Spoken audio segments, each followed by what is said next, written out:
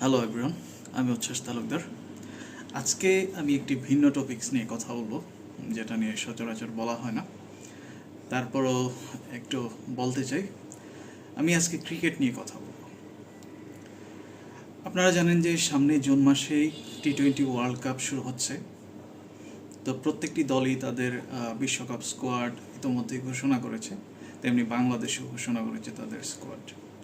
বাংলাদেশ টিমটা হয়েছে senior, junior, অভিজ্ঞ এবং নতুনদের সমন্বয়ে। বাংলাদেশ টিমে সিনিয়ররা যেমন রয়েছে, যেমন মাহমুদুল্লাহ, সাকিবুল হাসান, তাসকিন, মুস্তাফিজুর রহমান, সৌম্য সরকার, লিটন দাস, তেমনি তানজিম সাকিবদের মতো নতুনরাও রয়েছে।